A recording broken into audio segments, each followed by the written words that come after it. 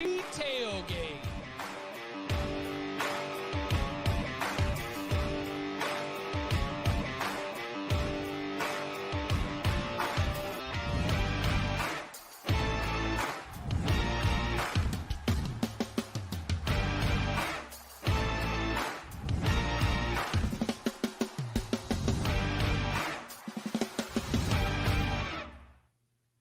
And welcome back to the Cover 3 podcast here on CBS Sports. That's Tom Fornelli. That's Bud Elliott. That's Danny Cannell. I'm Chip Patterson coming to you live at youtube.com/cover3 and everywhere you get your podcast on demand.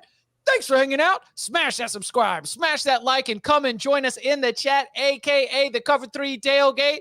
We've been having big air quotes meetings on everybody's schedule, on their calendar, their work calendar. Seen people chiming in since 8:45 this morning, cracking a cold coffee to be able to get ready for everyone's favorite time of the week. It is when we do our locks for the week ahead. Very excited to be back with you. And let's begin, like we always do, with a look back at the week that was.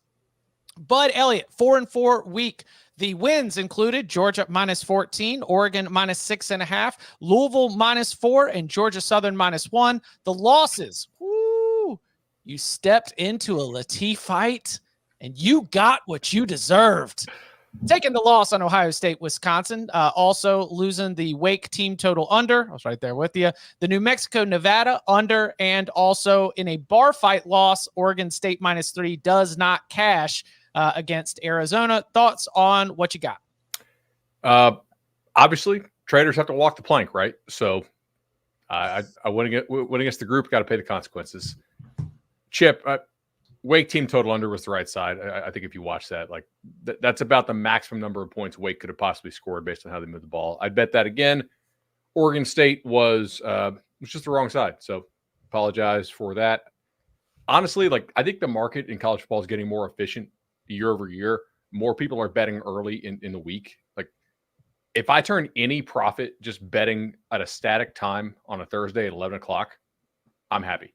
Like in any profit this late in the week, because these things move faster than they ever have. So, 55%, I hope I can hold on. I love Matt in the Cover 3 Tailgate saying it's just talking my language. It's a week of pushing money around and tipping the dealer. 4-4, ain't nothing wrong with that. 4-4 is what your boy got as well. Getting on the winning side of the Latif fight, Ohio State, Wisconsin. I was on the under. Also cashing that Kansas +10, Arizona +3.5 on that side of the bar fight. Texas -18 against BYU. The losses. Louisville team total over 25.5 did not hit on James Madison ODU on the total. I was on the under. Right there with you, Bud, on the Wake team total. And then New Mexico +1.5. New Mexico +1.5. Bad play, never close. James Madison under, bad play, never close. Bud, you mentioned it, like seriously, one explosive play. Like one 60 or 70 yard pass play basically was one of the only scoring opportunities the Deeks got all game. But you know what? That's what happens when you're messing around with 14.5. But I got something for Jeff Brom. Come on, dog. I just needed a field goal. All right. You were up 23-0 and just kept them at bay with just like an arm, like the whole last 2.5, they put that thing in park. Oh, I just needed a little bit, just a little bit more, but that's all right. I'll take 4-4 on the week. Danny, 4-5 week for you. You are not a trader, of course, on the right side of the Latif fight. Also, Georgia -14 is a winner. Louisville -4 is a winner. The Duke Louisville under. Hey, that's the play to go. Unfortunately, taking an L on Utah +6.5. The first half under in the cocktail party. Then UCLA -17 didn't come home. The under in Kentucky, Tennessee, and then USC -10.5 against Cal. What do we think? First of all, I want to echo what Bud said. It's early week picks. That's what's driving me down. Picking on Thursday, static lines. Yeah. Going with that. That's what's killing me. I also will say this. I had no idea Dion and Chip Kelly were such boys. Like they were just dapping it up. The love fest. I thought there was more likely chance the UCLA would have blown Colorado out. I didn't know he was going to call off the dogs or have 4 turnovers in the first half. I would make that bet every time again. And then USC, that is a bet at your own peril, and I got burned for trying to back the Trojans. Hey, listen, we're not unafraid to come into static time, unafraid to play with fire. We make bad decisions and we live with them. That's all right. Tom, 6-5 week for you. Winners including the under on Ohio State, Wisconsin, the over in the cocktail party, Oregon -6.5, Arizona +3.5, the Boise, Wyoming under, the Iowa State -2.5. And then the losses were App State -17 against Southern Miss, Miami, Ohio against Ohio under, Colorado State +13.5, then the Cincy, Oklahoma State under, and the Purdue, Nebraska under. What were the big takeaways from your 6-5 week? My takeaways are I should have been 10-1. Pretty much. Like the only play I made that I don't feel like that was just taking a shot and it didn't work out was App State -17. Losing on Miami and Ohio, the under. That was a loss, but I don't feel bad about that one. Colorado State, things got a little weird there. They ended up not covering. And then, of course, there were the unders in the Cincy, Oklahoma State, and the Purdue, Nebraska games, which were just, like they were good until like the last 5 minutes of the fourth quarter in both games when both teams just decided to score a whole bunch of points for no reason. So, yeah, I was happy with the week, unhappy with the results. Hey, process, not results, right?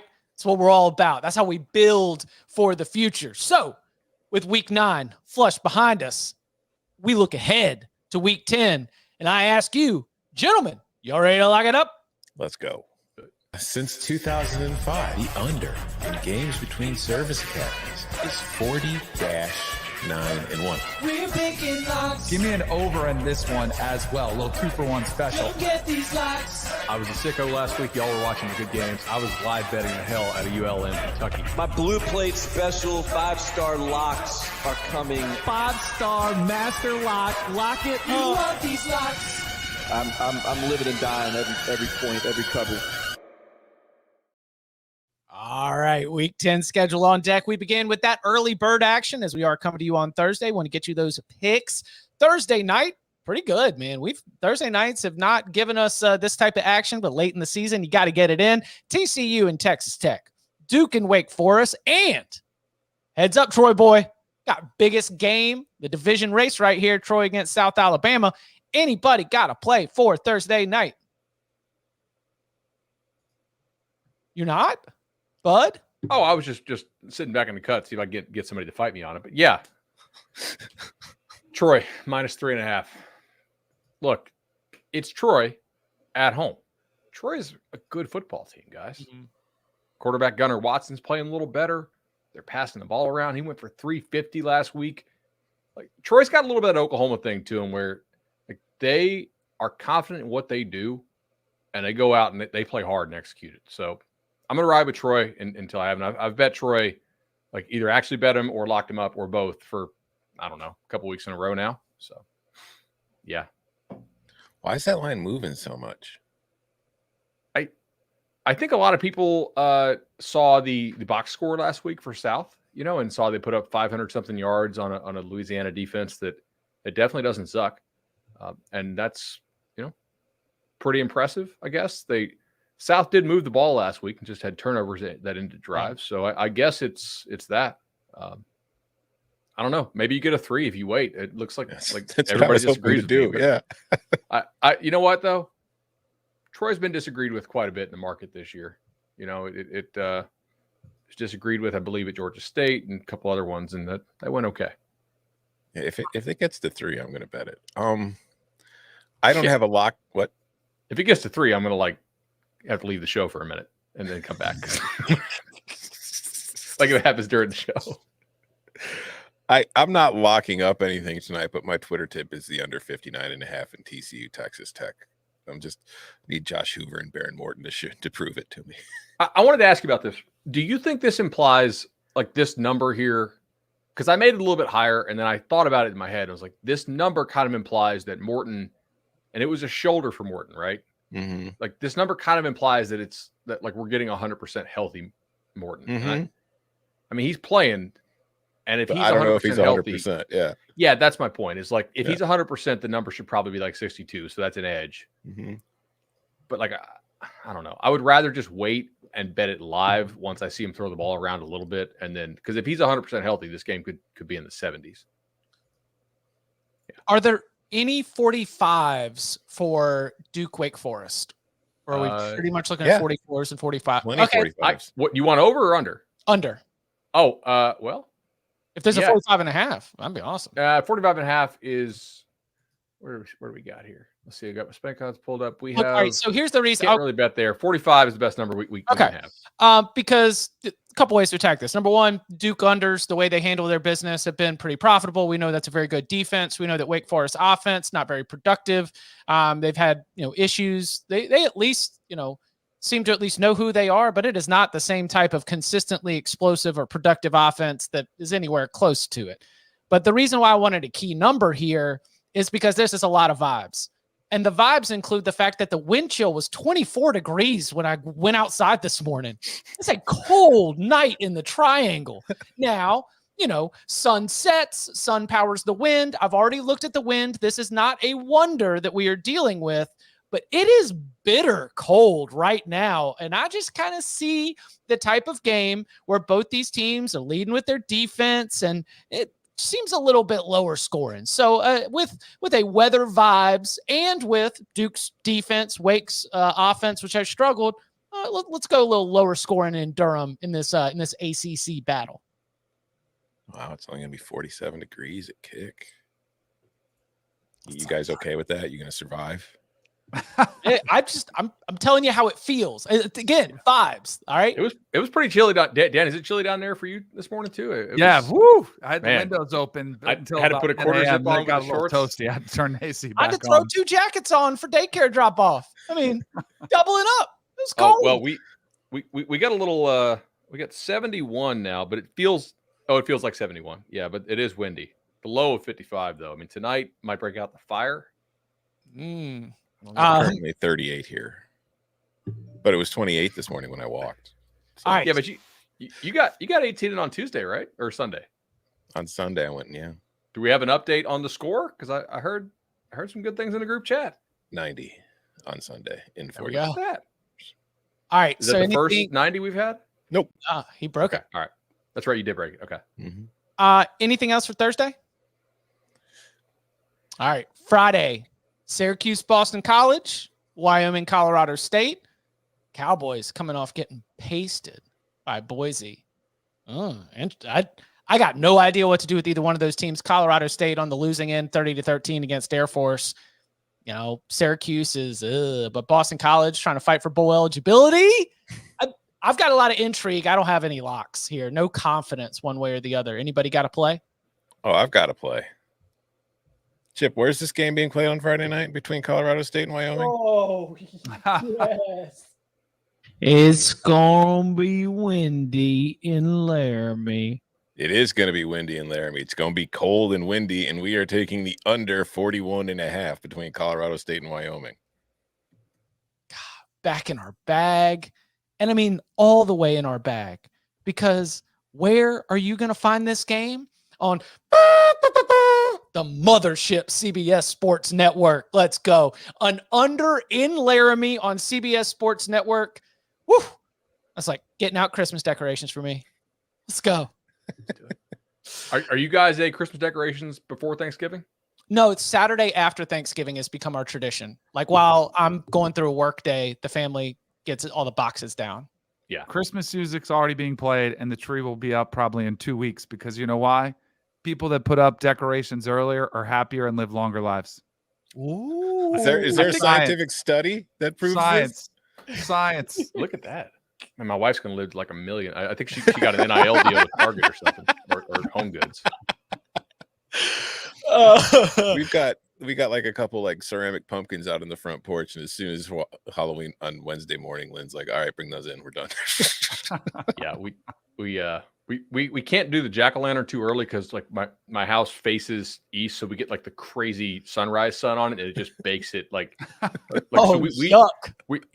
And like I bring it inside like so that it doesn't, not inside but like into the shade, but we did our jack-o'-lantern the day before Halloween because like this is gonna rot like crazy. That's gonna be pumpkin pie on your front porch. Yeah, like that's Florida problems right there, right? Mm-hmm. All right, anything else for Friday? Nope. I mean, how can I not ride with Thomas Castellanos? look, I wanted the 3 all week. I know it opened at 3. There really wasn't much 3 out there. I really thought Cuse was going to get kind of right, after the bye week. Because I thought that Florida State game for Cuse was sort of like a get-to-your-corner game. They knew they were really banged up. They knew they had problems. And it was just, okay, like pack it in, get right at the bye week. And they come out, and they were just non-competitive against Tech. And now I'm kind of having to shift to think, guys, maybe these dudes ain't coming back. Maybe they're more – because Dino doesn't really do the injury thing. He said, he's got an owie. And obviously Castellanos for BC got banged up too, but he came back in the game. So I'm going to assume that Castellanos is playing. Maybe that's just what Cuse is. Like maybe they're just not any good now because they don't have much depth. I'll take BC. I think BC is decent along both lines of scrimmage. I was ready for like a mid-game sell of Boston College stock when Castellanos left, and then he comes back into the game, and I'm like, all right, full hopes are back, baby.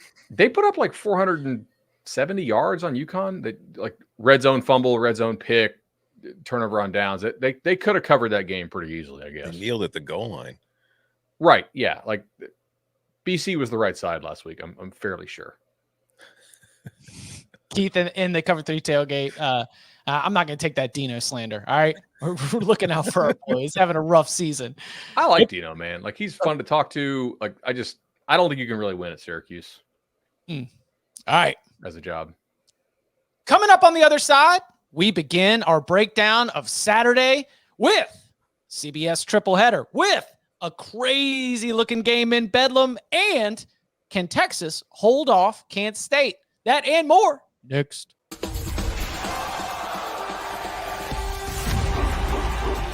This is big-time college ball. Every play matters. First play of the game to the last play of the game.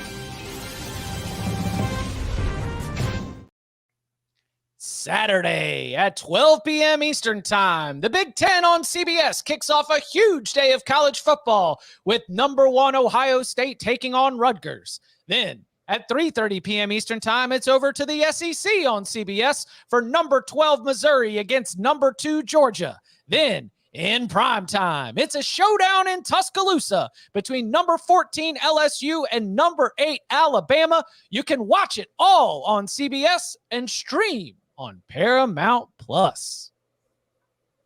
So we began our breakdown of some of the big games on Saturday with that battle in Piscataway.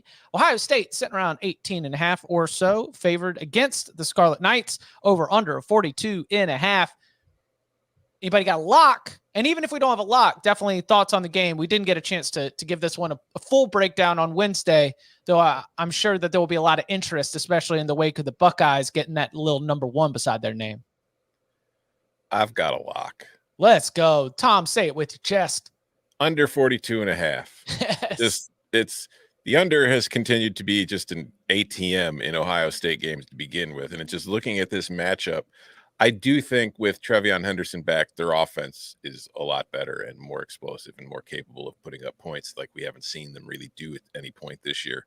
But more than anything, is Rutgers going to score 10 points in this game? Like Rutgers might score 6. It might score 7. I don't think they're going to have a whole lot of success against this Ohio State defense. They're too one-dimensional.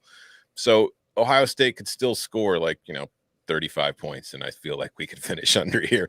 So, under 42.5. What's our Rutgers team total? Somebody said that 11.5 is what I saw this morning. Somebody said Rutgers team, Ohio State opponent team totals are 7-0. The stat that we used when we were breaking out our Latifite army with the C3OGs was that every game against a power conference opponent for Ohio State this year has gone under the total.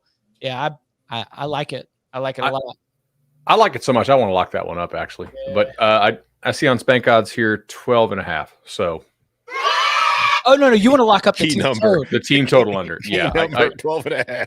I mean, look, it 12.5 is certainly not key, but juice out there is like, yeah, it's minus 0.9. So that's actually kind of cheap.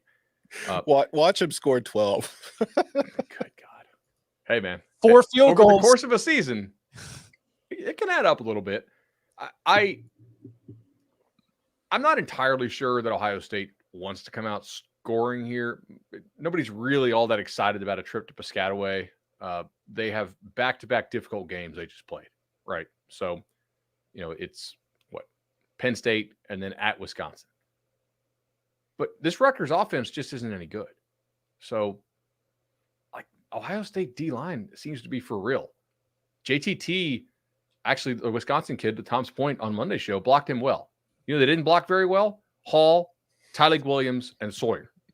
Ohio State, to me, has 4 guys who are going to be drafted on that D-line. That's legit. I don't think Rutgers can block them. I could see a 27-10 game, something like that. Mm-hmm. Hitting your guys under, hitting your team total under, but it also means Rutgers gets the cover. Give me Rutgers plus 18.5. Whoa. I tell you what, that's the sound of a man who's going to be in studio. Really wants to. Come on, Rutgers. Come on. And he's going to be looking all close off game. Close game makes that halftime and post game update way more exciting. No one goes into the birthplace of college football, walks away unscathed. Oh man! I think the most interesting thing will there be somebody on a hat with a hat and sunglasses on the Rutgers sidelines to be looking out for? No. The most interesting thing is how Greg Schiano and Ryan Day are going to exchange the payment slips for the law firm that they teamed up to pay for. Allegedly. Old buddies Ryan Day and Greg Schiano just dapping it up and high-fiving at midfield before the game. I love it when does the chat point out is Robert right? I can get plus 19. Ooh. Because I'm at work and I have no access to any gambling information. Oh yeah, there is a 19. There's a 19 at a sports book. We're not supposed to say anymore. That's all we do on here is talk the lines. There's a 19. Got no access. Woohoo. All right. Also, I guess also early in the day in the noon window, you've got Texas and Kansas State. We gave this one a full detailed look and big game breakdown on Wednesday's show. Anybody got a lock between the Wildcats and the Longhorns?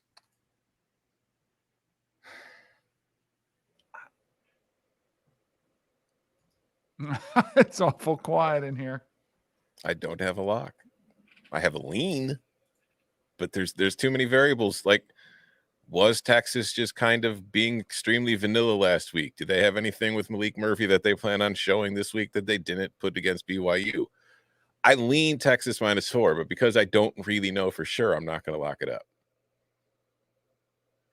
I think they're going to score.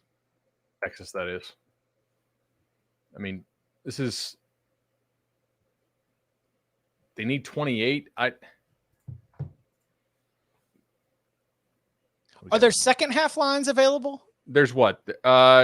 Some places offer second half stuff. Off the bat? Because you mentioned last year's matchup. In last year's matchup, Texas had 31 in the first half, but just 3 after halftime. Once Chris Kleiman was able to get a good look at what Sark was doing, they were able to put in the mid-game adjustments. I mean, the final result played out, as such. But I thought that if there's a Kansas, I'm not going to throw that as a lock. I'll just say that as a little gem to float out there. Maybe at halftime, jumping on a little Kansas State second half based on the way things went last year's matchup could be an option for you. Are you wanting to take the over, bud? Yeah, 27 I see here for the team total. I'm going to take Texas team total over 27. It's a good number. I'll take the over in the game. 49.5, I think. I hope Hey. what I can get. I think this game, the Big 12, I think this will break out as a Big 10 game. I do think Texas will be able to put up some points, but I also think Chris Kleiman and company, Colin Klein calling the plays, working both quarterbacks. I think they'll be able to put up some points too on Texas defense. I would lean towards Kansas State too. I will admit cowardice when we had to pick this for the site. I said Kansas State against the spread, Texas straight up.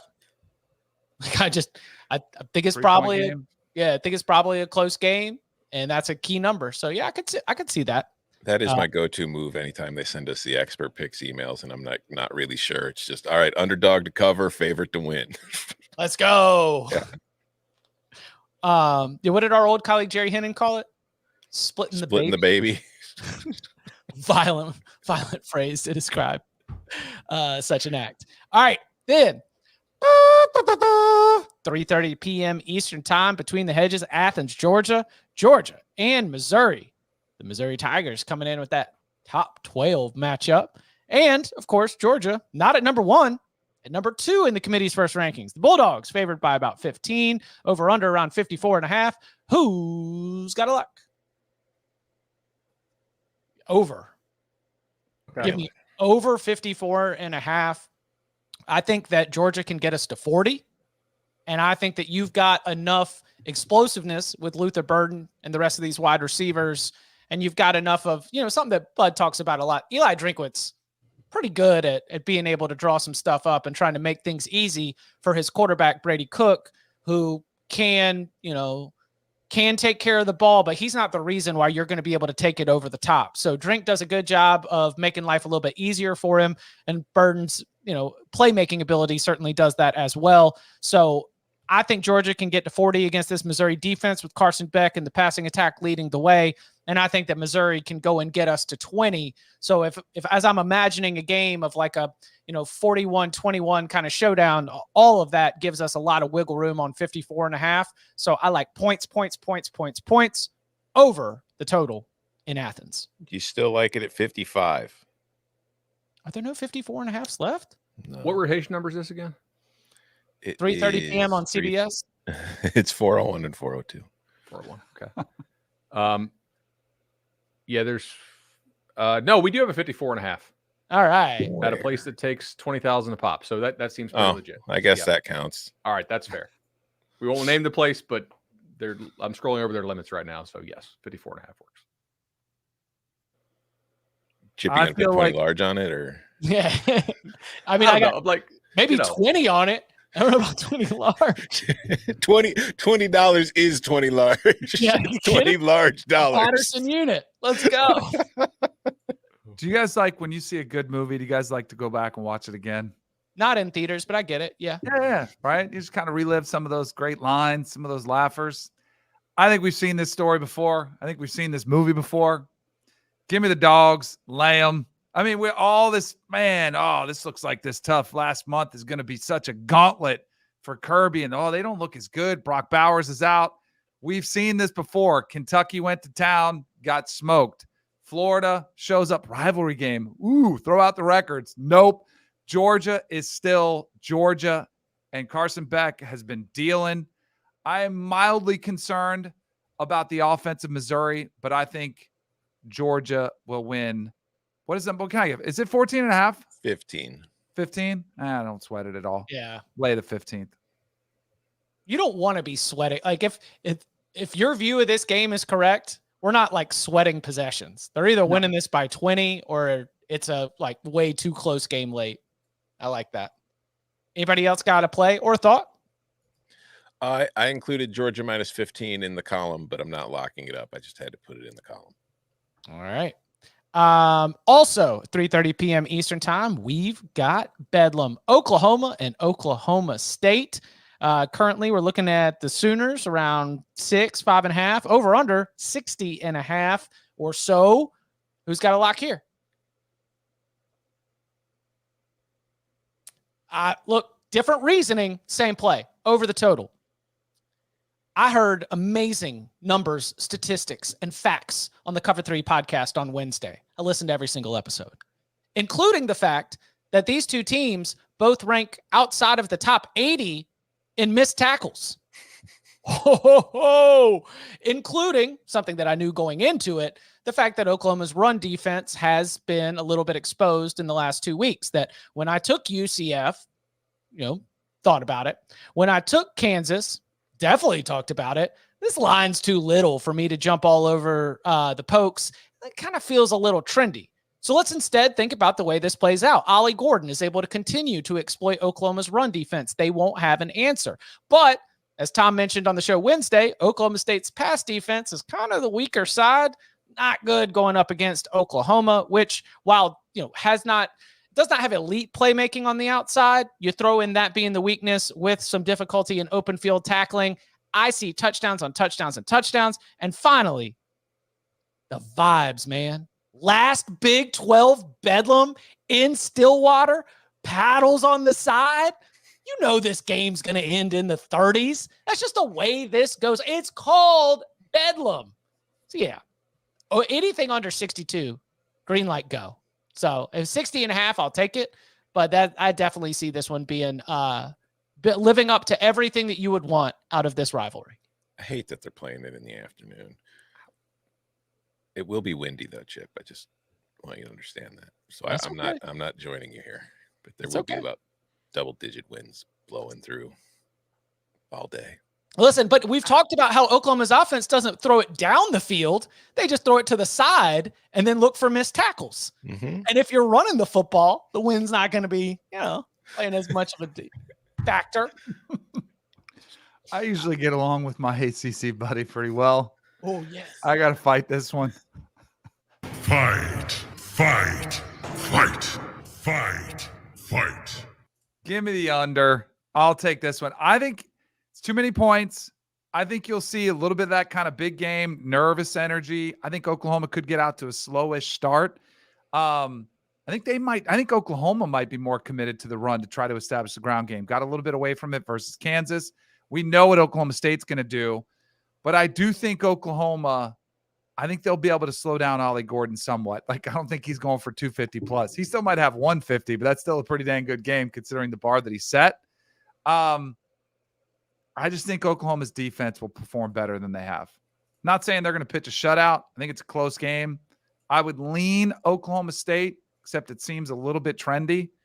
So I'll just take the under. How is this the price? I mean, Oklahoma was, 7 last week at Kansas with the flu rumors? Bet down from 10. Kansas was, 2.5 at Oklahoma State, lost. But, if you use, a post-game win expectancy model, they were the right side. So, I mean, you see what I'm getting at here? This feels cheap, even accounting for what has happened in the last 2 weeks. I have a lot of respect for the market.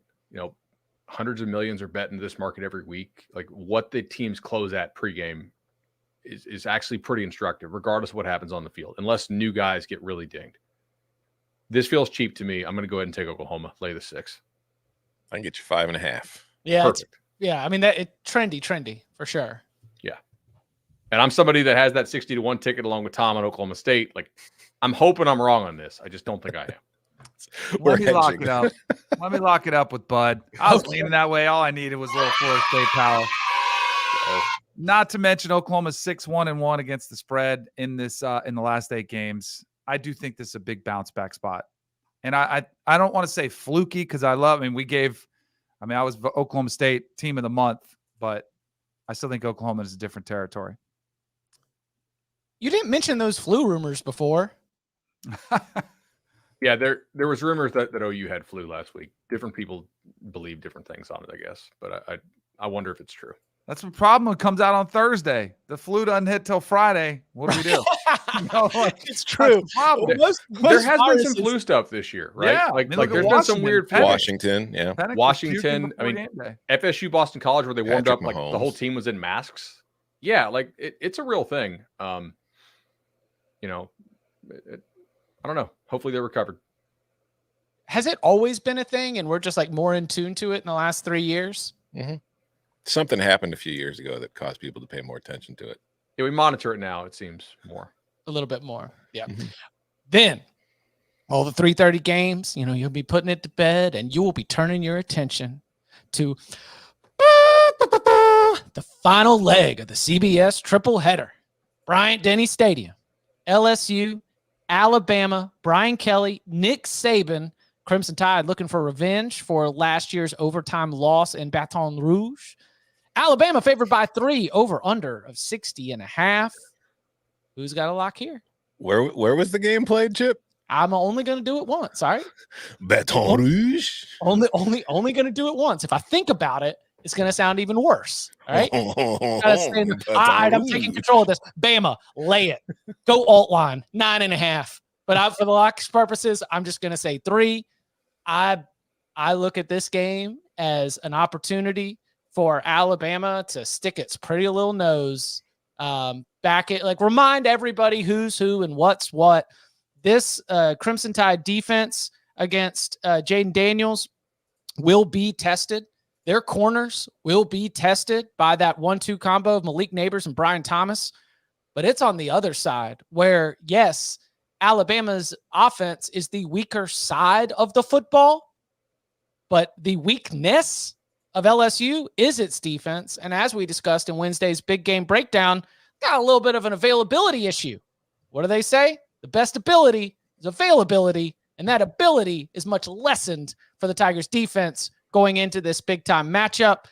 I like Alabama to be able to take control of this game, maybe play a little keep away, deep shots coming, taking advantage of, if you want to do like a Jermaine Burton anytime touchdown score prop, if you want to look at different ways to attack that, I just see that ultimately the simplest play is to look at 3 and understand that if I'm that confident in Alabama's edge in the matchup, you lay it.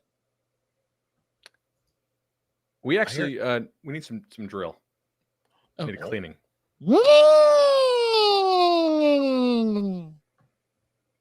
Going back to the well here, says the dentist. Bama has been taking care of business at home since the Texas loss. As an Ole Miss fan, he would know all about that. I do think this is a tougher matchup than Ole Miss or UT for Bama, but I expect a similar result. Give me Bama -3. I also like the over in this one as well, 60.5. But I don't think I don't know. We'll let him make 3 picks. Bama -3, over 60.5 for the dentist. And he has one more. Do we want to go dentist more, or do we want to save it for the other game? Because we're going to get to the other game too, I think. Yeah, we'll get to the other game. We'll go double dentist. All right. So Dennis has a lock agreement with Chip. Andy has a lock agreement with me because I'm on the over as well. Chip, you gave a lot of the reasons why you're taking Alabama. A lot of the reasons you're on Alabama, same reasons I'm on the over, because I think there's going to be a lot of points scored in this one. So give me the over. The dentist has a lock agreement with myself as well. I'm going to go with Alabama. Yes. It's like a lock unity-ish. What, with two agreements with the dentist, and because that's a Bud Chip agreement on Alabama. Yeah, but Dennis doesn't get sounders. He already has his own drill. Could we drill during the children singing? sounds awful convoluted. After our audio problems on Wednesday, I'm not testing the limits of it's not a gesture radio. This is just us messing with. You're not typically going to hear children singing in joy as the dentist's drill is going. It's not how it normally works. I do think that, so I don't know if you guys play any like pick 'em pools, but I know a lot of our audience does.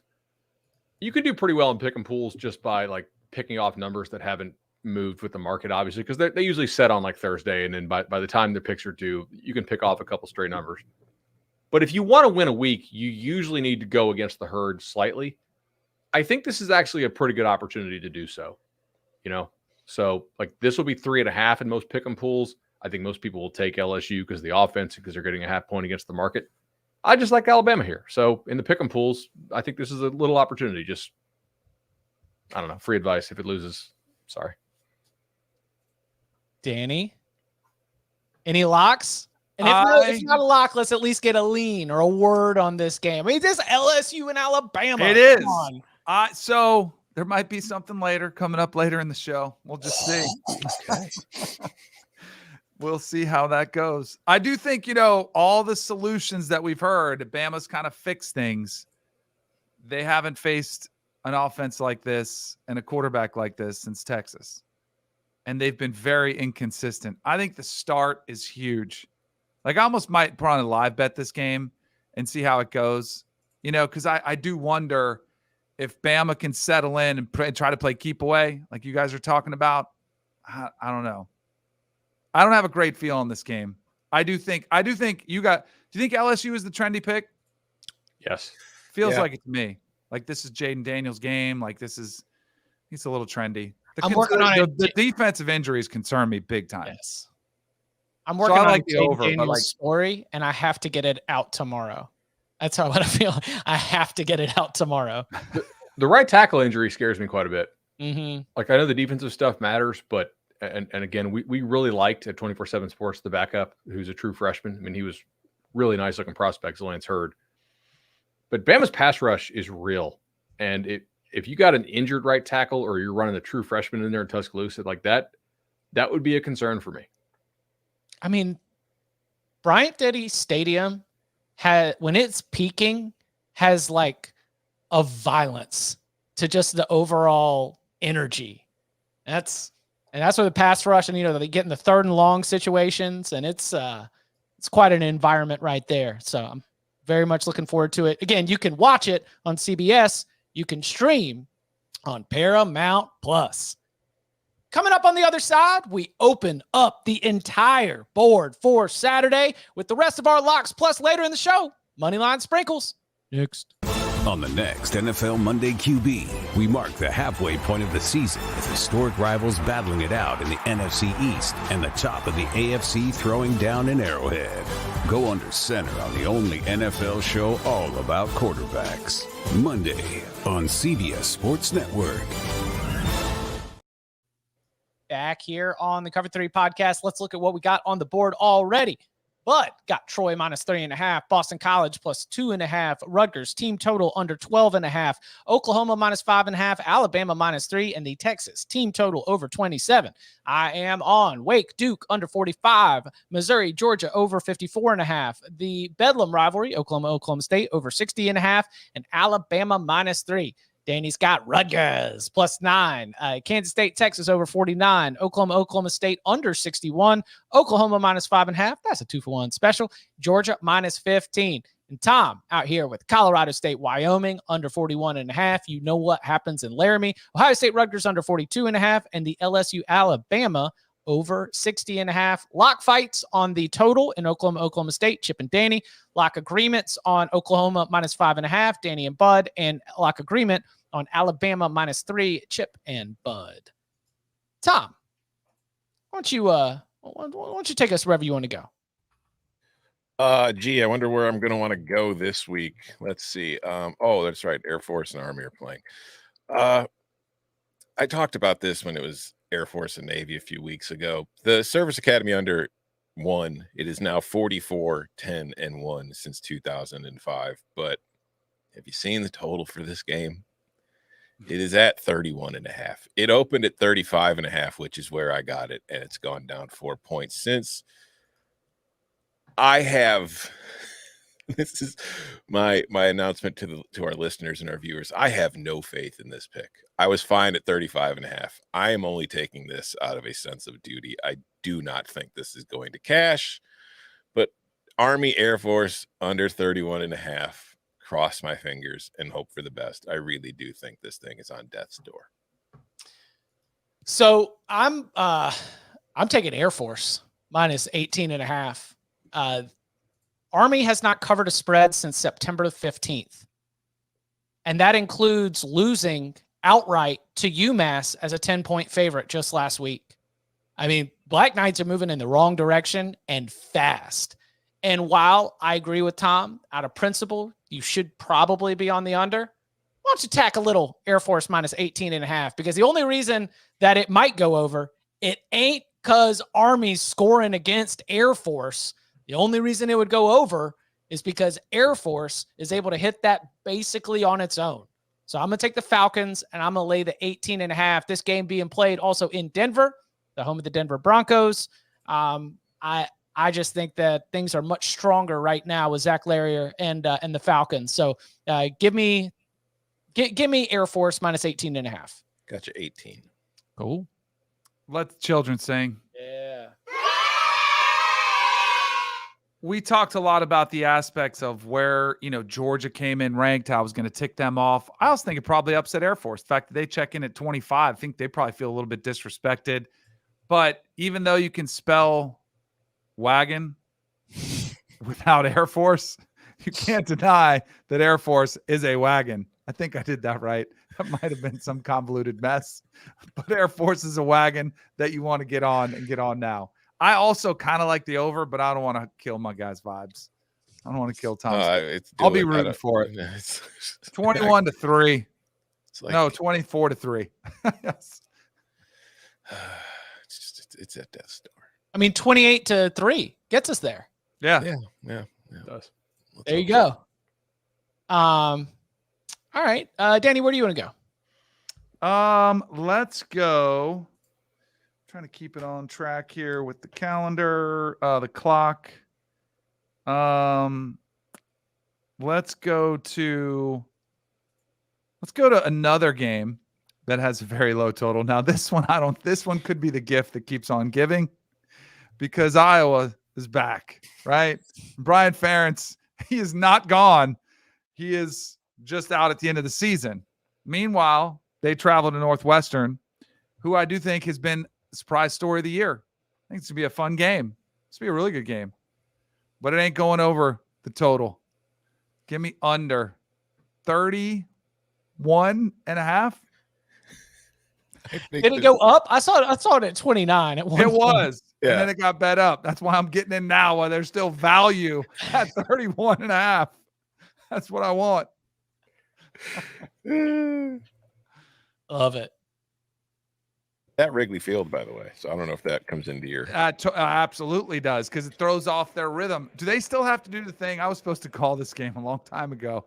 Oh, I yeah. got bounced because they thought it was going to be the coolest thing ever. So they like bounced me and gave it some like A crew.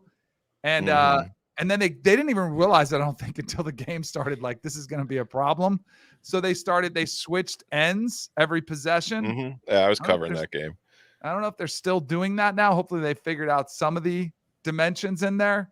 But yeah, it's going to make it even uglier. Yeah, Michael LaShore ran for like 1 billion yards and Illinois crushed Northwestern that day. But I'm looking at the weather forecast, Danny, and at Wrigley, the wind really is a huge factor, and the wind will be blowing in off of Lake Michigan, so it's going to be really hard to hit home runs in this game today. So we're looking at a 3-2 kind of final score. Pitcher's Park. Pitcher's Park when the wind's blowing in. You know what That'll to be do a winner. at Field.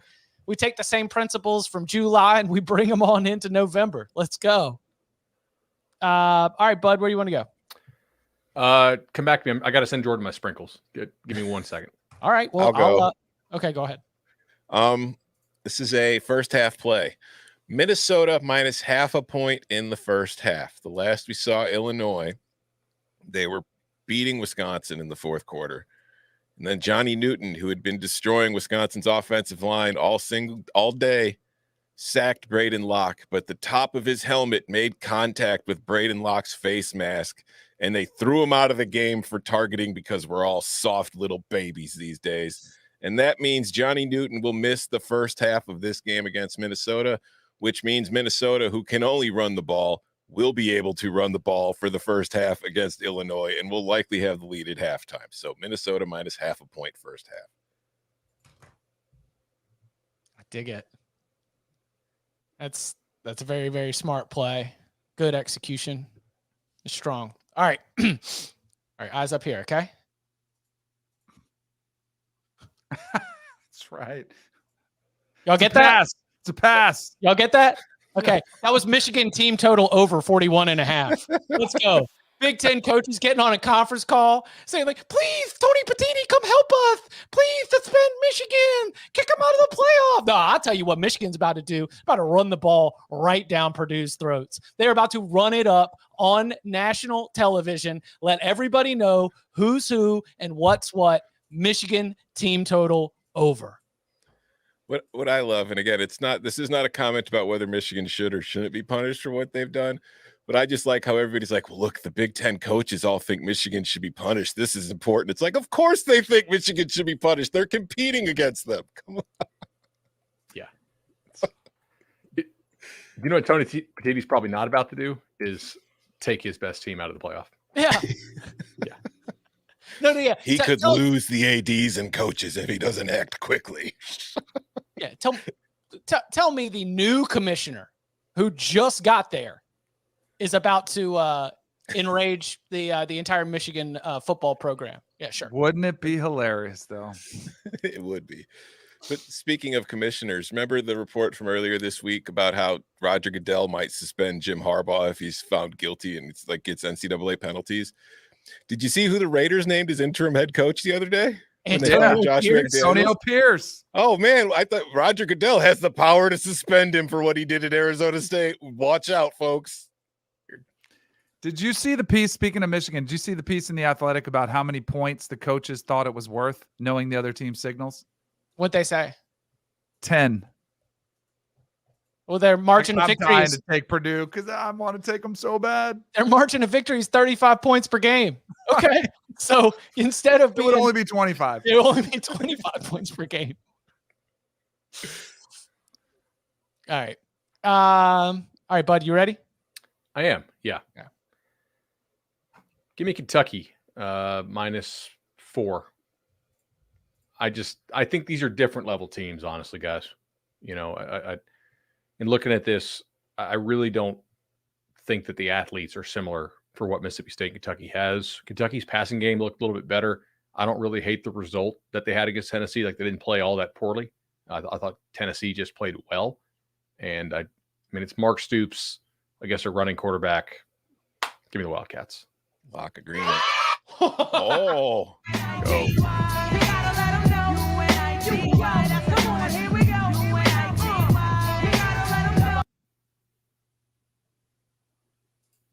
You want me to go first? Go for it. Okay. That finish was pretty bad, like, management, right? Like, game management there. You know, you're going to have the 10-second runoff. Like, that was not good. But Kentucky played well enough to win that game. And I think Stoops is a little bit salty. And Mississippi State, I'm not going to say it, but if you want to say, you know, that word that is often followed by watch, maybe, right? Mm-hmm. Yeah, and it's Mississippi State's a team that if you find a number under 7 and you think the opponent is a quality team, and I think Kentucky's a pretty good football team, I could see it. Could see it going sideways, even in Starkville. So yeah, I'm gonna take Kentucky as well, and I'll lay it.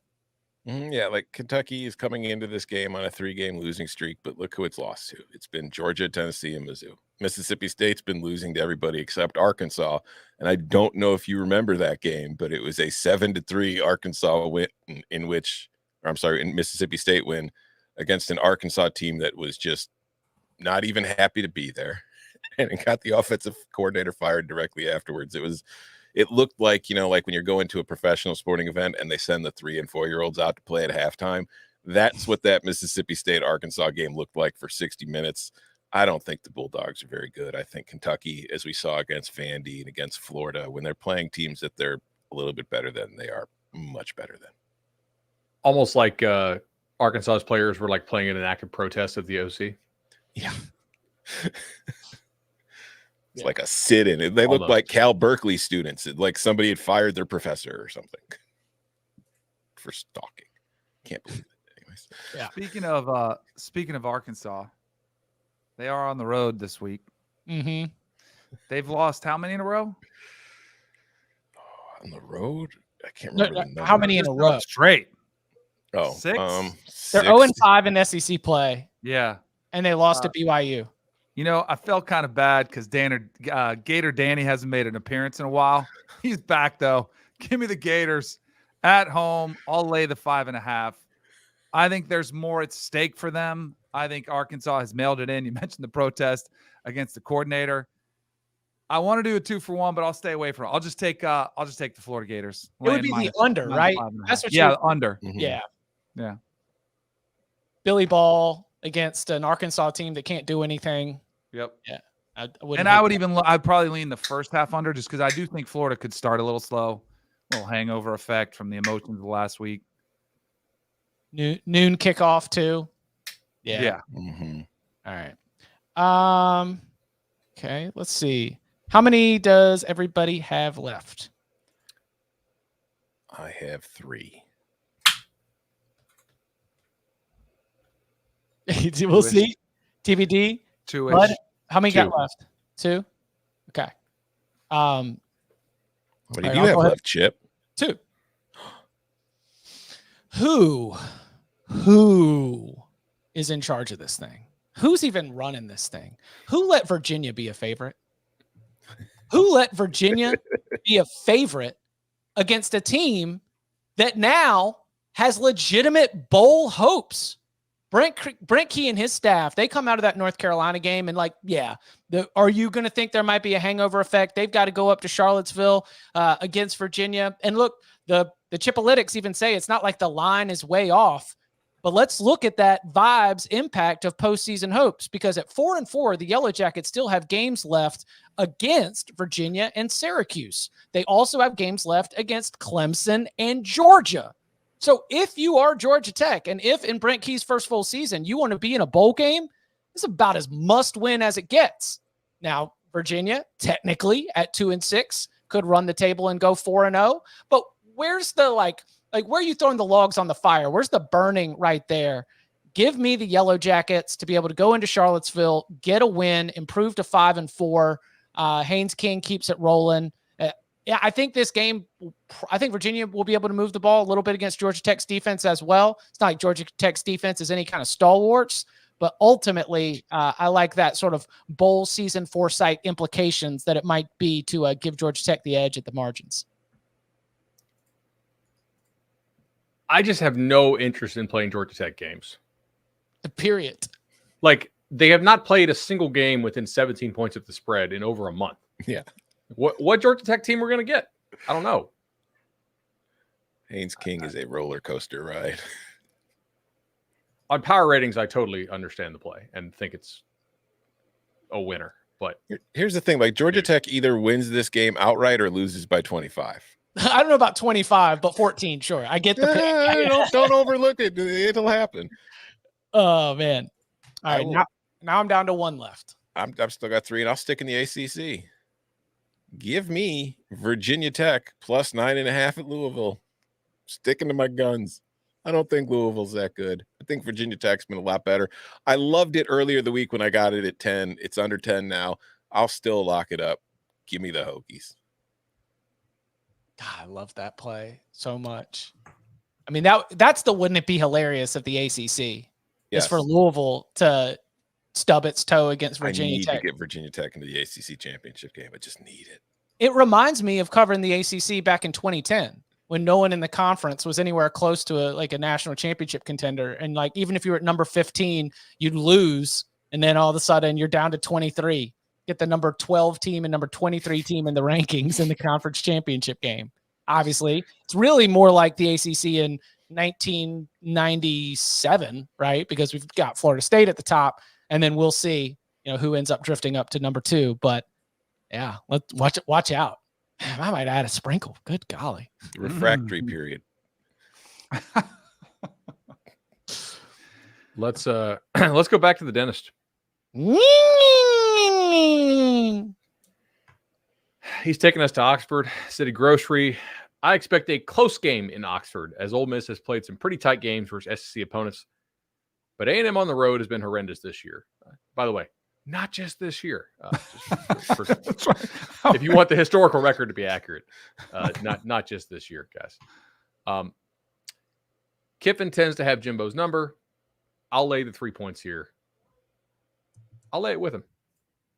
Double agreement with the dentist. Well, agreement with the dentist. Like that. It looks like this one's moving. I'll go ahead and get it out here. Grayson McCall out for the game against ODU. Not cleared. But it's not his first game that he's been missing. Jarrett Guest. Ooh.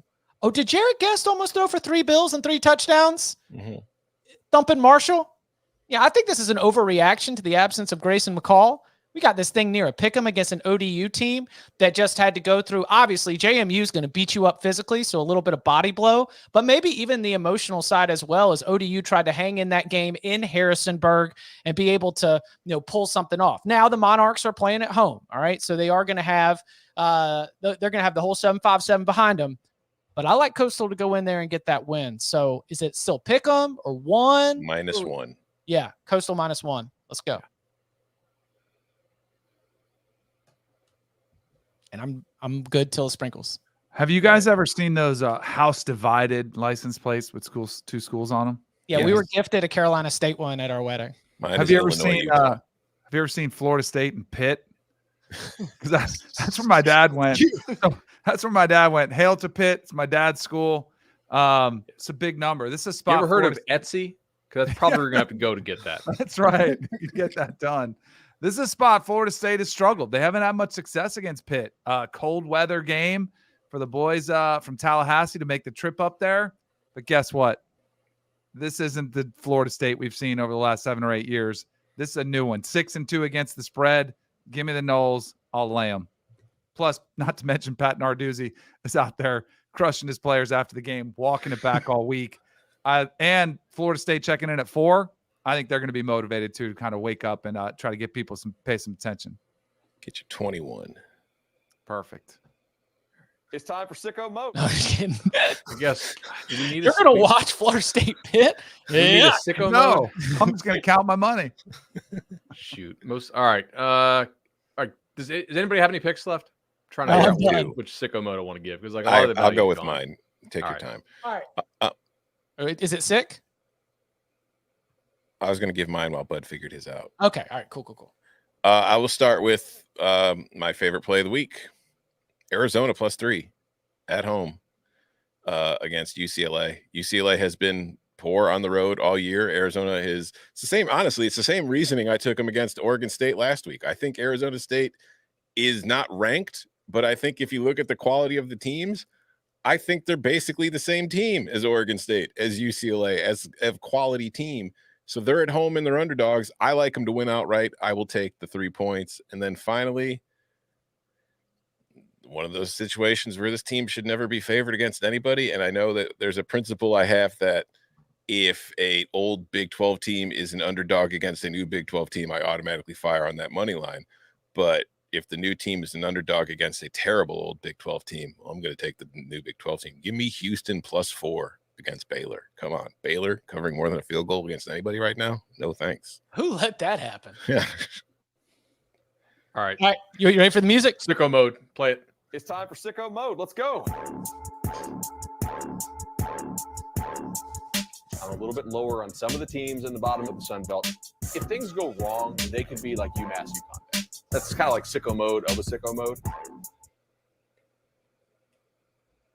There's not a lot of great sicko mode games this week.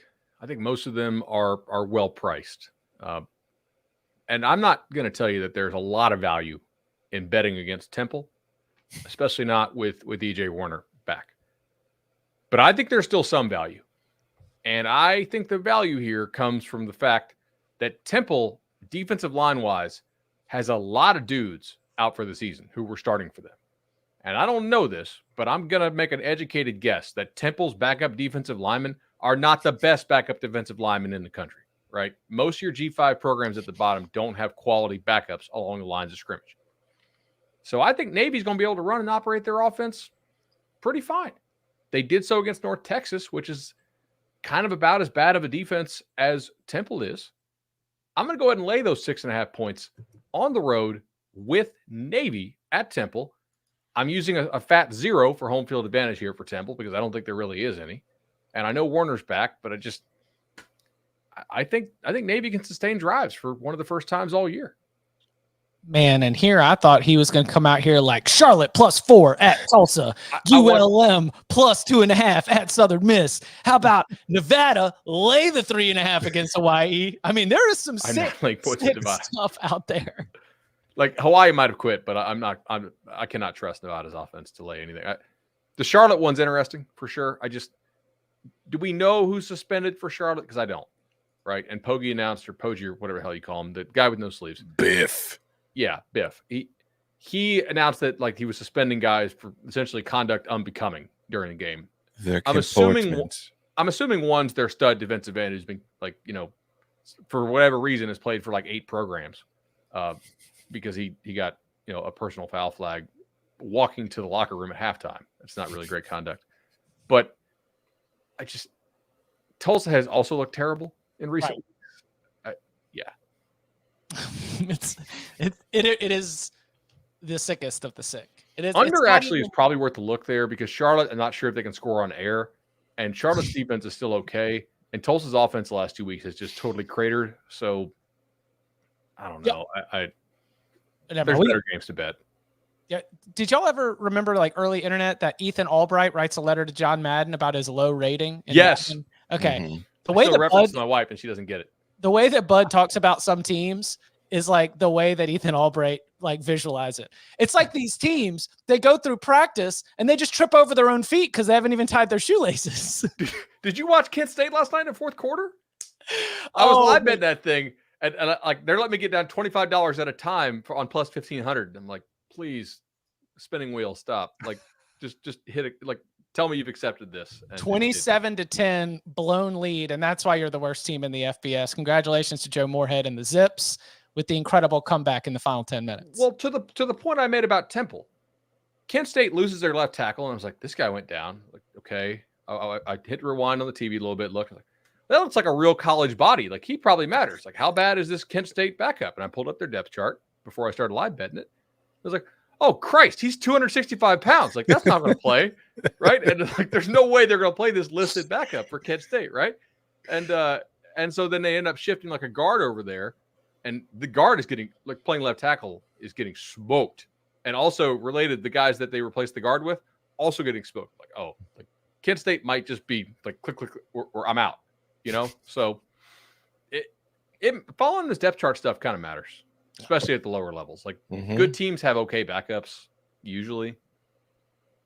Yeah, sometimes I was too busy being mad at Scott Loeffler for punting on 4th and 7 instead of kicking the field goal that would have covered, or not punting, for going for it. Like, your offense has stunk all night, and you were going for it on 4th and 7. Coming up on the other side, a review of what we've got on the board so far, plus Moneyline Sprinkles. Next. Wake up to football highlights and news from around the world with the one and only Morning Footy Team. Rise and shine, football fans. Welcome to Morning Footy. Start your all-day football craze with Morning Footy, part of the all-new Golazo Network.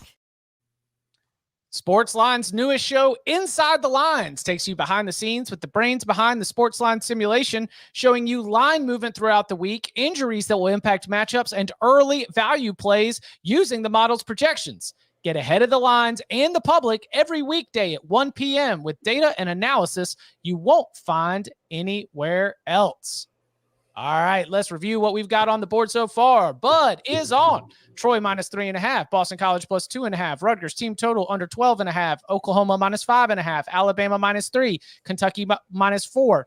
Texas team total over 27. Ole Miss minus 3. Navy minus 6.5.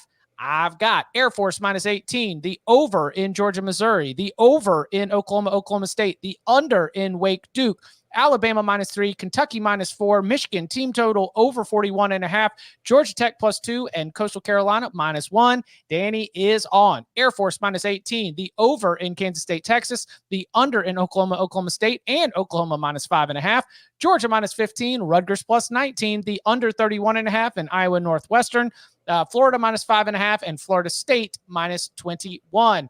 Tom, Colorado State, Wyoming under 41.5, Ohio State, Rutgers under 42.5, LSU, Alabama over 60.5, Army, Air Force under 31.5, Minnesota first half minus a half a point, Kentucky minus 4, Virginia Tech plus 9.5, Arizona plus 3, and Houston plus 4. This is an absolute make or break week for me. The only game I have connected to anybody else is our lock unity. Everything else, I'm solo burden. Yeah, lock fight between Chip and Danny on Oklahoma State on the total. The UNITY for Kentucky minus 4 at Mississippi State. Lock agreements on Air Force minus 18, Oklahoma minus 5.5, and Alabama minus 3. This Moneyline Sprinkles segment is brought to you by FanDuel Sportsbook. Make every moment more. All right, Moneyline Sprinkle time. Right now, of course, our great Sprinkle King leads the way. Danny, 17 and 18 on Moneyline Sprinkles, up 11.05 units. But last week, no winners. Charlotte, Baylor, Wyoming, and Texas State don't come home. Danny, you still got the Danny, what you got on Sprinkles? All right, let's go. 4-game losing streak. The last time to start the season, I had a 5-game losing streak, bounced back 6-1 the following 7 games. So let's go. It's about to heat up again. I will start it off. We talked about it a little bit. Give me LSU. Jaden Daniels, Heisman Trophy game. Here's the thing. I kind of, if you like Bama, I like what Chip said. Like, go ahead, take an alt line up at 9.5. I think they could run away with it. But a close game, that's where I start to give the edge to Jaden Daniels. If it's close, back and forth possessions in a higher scoring game, that's where I think LSU could get it done. The other one, I'll take Texas A&M over Ole Miss. Last time we heard Lane Kiffin talk, when he's chirped a little bit is when it usually comes down. When he's quiet, I think is when he's most dangerous. I think Texas A&M could come in. He might have woken them up a little bit coming into Oxford. And then I will take Arizona. Tom mentioned this game. I think Arizona win the game outright. They're playing with a lot of momentum. I like Fafita at quarterback. I also think a lower scoring game, but I'll take Arizona. I have Kansas over Iowa State after that big win against Oklahoma. I think they're the better team than Iowa State, so I'll take them to win outright. And then the last one, give me Northwestern over Iowa. I know Iowa had the bye, but I wonder where their psyche is after the changes that were made. I know Kirk Ferentz doesn't love it. I don't know how the players feel about it, but I know one thing, Northwestern, David Braun, they're coming off a huge win. They're coming in with a lot of confidence. I think they win the game outright. Love to see it. Matthew in the Cover 3 tailgate says Purdue at 30-1. Great price if Stallions is out. Wouldn't it be hilarious? That would be. I mean, be the ultimate. If it happened in the big house, that would be hilarious, but that's not at all where I'm going to be going. All right, I'm 6-19. Cashed that little NC State against Clemson last week, up 1.35 units on Moneyline Sprinkles. This week, Tom, I love what you're doing. I'm just going to go ahead and take the money line. Might even be a wrong team favored. Noah Fafita's been getting it done. The Wildcats at home in the desert. They've been slaying some bodies. So let's go Arizona plus 122. Staying in the plus 135. Staying in the Pac-12. Okay. This is a little chart. We're going to keep it family friendly. It says fart around and find out. Okay. On the fart around and find out chart, we have Arizona, Arizona State, and Stanford, and USC, ? So, as the Washington Huskies this season, when they're not playing Oregon, have been farting around on a moneyline sprinkle, I'm going to say they're going to find out. Let's go Trojans on the field. And finally, Tyler. We're going to go Clemson, moneyline against Notre Dame. I'd say wouldn't it be hilarious of all the wouldn't it be hilariouses, because there's not a lot from the depth chart perspective. There's not a lot from the production perspective that would say that Clemson definitely has a leg up in this matchup. But it would be hilarious. We'll say the defense gets it done, causes some Sam Hartman turnovers, because I have as many wins against Clemson as a starting quarterback as Sam Hartman does. 0-4 against the Tigers. So let's go Clemson in Death Valley. Arizona, USC, and Clemson for your boy. All right. Now that means we go to go to Tom. 12-22, just down minus 0.48 units. Bud took the points earlier in the show. I don't even want them. Give me Boston College plus 115. I'm also taking Georgia Tech plus 110 and Texas A&M plus 130. But I've also got some game theory here because, Danny's got a huge lead in this competition, and it is a separate competition. So there is no way in hell I am going to catch him without taking some shots. So Jacksonville State against South Carolina plus 540. Are we sure they're that much worse than the Gamecocks? I don't think they're plus 540 worse. So give me the other Gamecocks. And then Stanford plus 400. Just, it's another situation. Are we sure they're that much better than them? I'm not. So, yeah, those are my money lines. Bud? I just have one this week. Like I don't know. I like money lines early. I missed on almost all mine this year, so it sucks. Give me Colorado State plus 205 though. Like Colorado State showed some fight against Air Force. It was a tough ball game. Wyoming's offense looked like fundamentally broken against Boise. They both lost. They both lost by margin, but one looked a little more competent to me than the other did. So I'm going to go ahead and have Colorado State go in there and win in Laramie. All right. Come on, Paul. Firing off these strays at South Carolina and Jacksonville State. Come on now. This Moneyline Sprinkle segment has been brought to you by FanDuel Sportsbook. Make every moment more. Whew. All right. That's about all we can do. That's a good Week 10 Locks episode. Look forward to breaking it all down with all of y'all on Saturday night. So come and join us. The Cover 3 tailgate on Saturday night, 11:30 p.m. Eastern time. We will go live to recap the action from Week 10 and more. And you can follow him on Twitter at Tom Fornelli. You can follow him at BudElliott3. You can follow him at Danny Cannell. You can follow me at Chip_Patterson. Gentlemen, thank you very much. Thank you. See ya.